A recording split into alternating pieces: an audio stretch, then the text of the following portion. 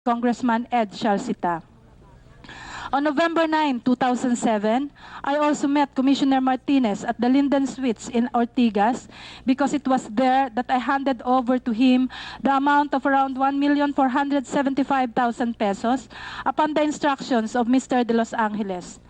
Said money was personally received by Commissioner Martinez.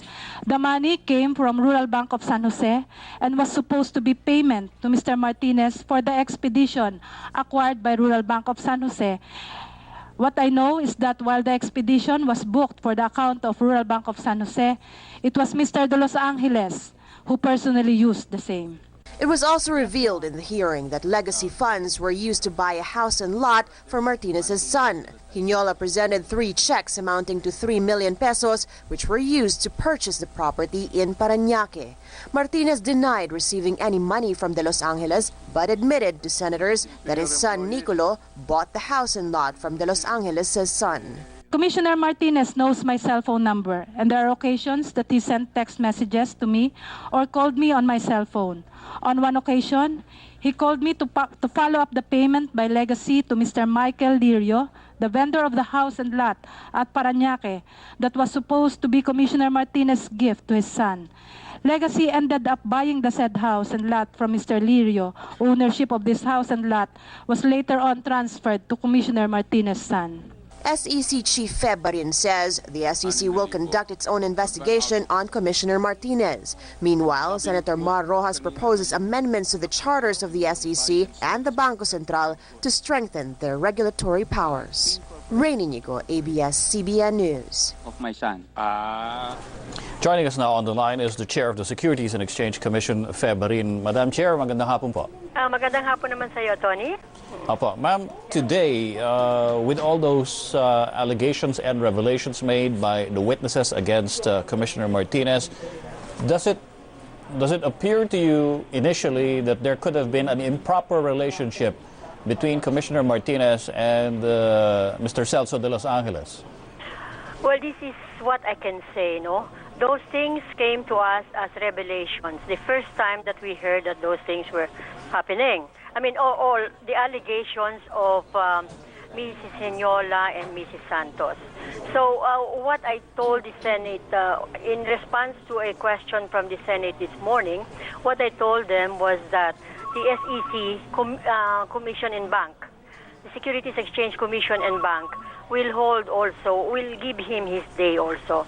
We will get a copy of the affidavit of these 2 ladies, and we will expect an answer from him, a sufficient response, because Commissioner Martinez is a presidential appointee. Therefore, we will do our own investigation here. We will forward it to the Presidential Anti-Corrupt Commission, which is in charge of, investigating and ruling on these things, and then also possibly with the Ombudsman, if warranted.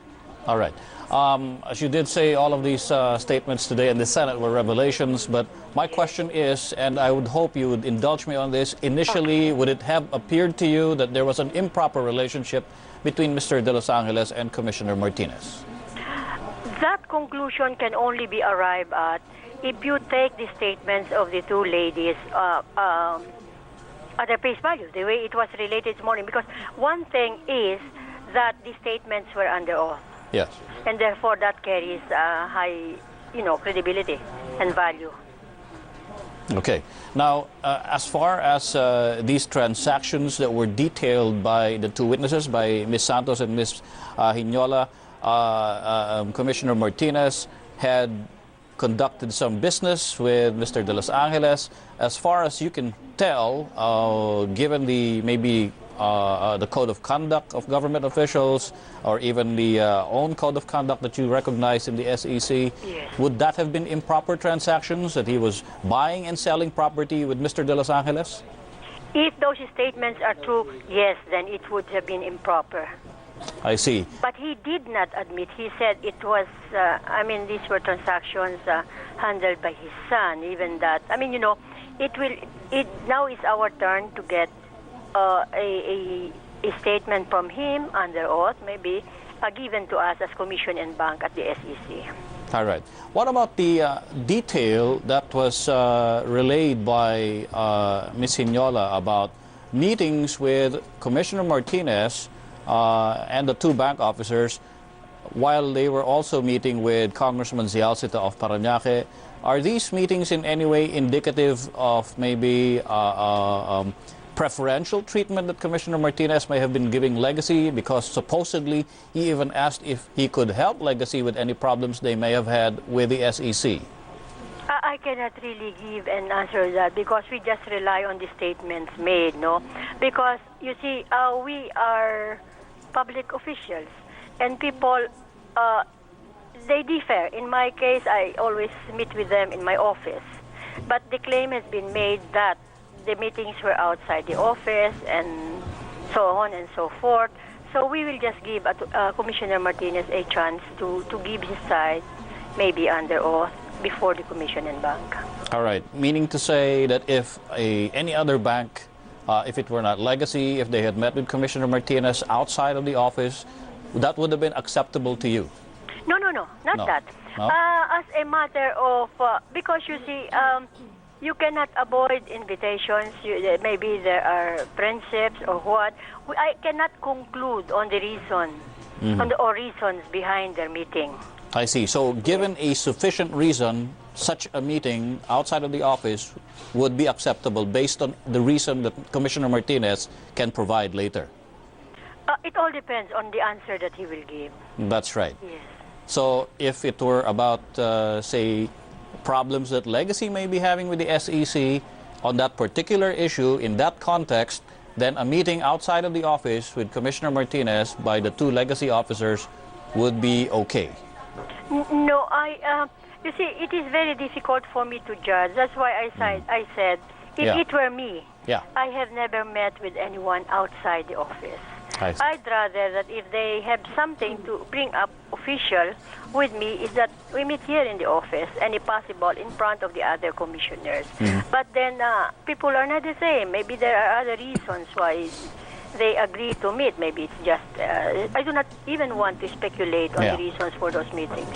Yeah, and also no speculation as well as to why Congressman Zialcita may have been part of the meeting, when in fact in previous reports he had been denying that he had any transactions with Mr. De Los Angeles at all. All the more that I cannot speculate, especially Congressman Zialcita is a congressman and, you know, elected by the people, and he may have his reasons for meeting his people outside his office or what. It all depends on his personal preferences. Would that somehow play a part in the investigation that you intend to conduct? We will limit the investigation only for things within our own area of responsibility, like for instance, because certain statements were made against Commissioner Martinez, and that is what we will look into deeper. Now, about people, and Senator Enrile was grilling one of the directors. The name escapes me right now. I think it's Director Aquino. Director Jose Aquino. Yes, Director Aquino, if I'm not mistaken. And he was grilling Director Aquino about who would be directly above him or to whom he would directly report to as a superior. Director Aquino very obviously hesitant to answer that question, although he later on revealed that he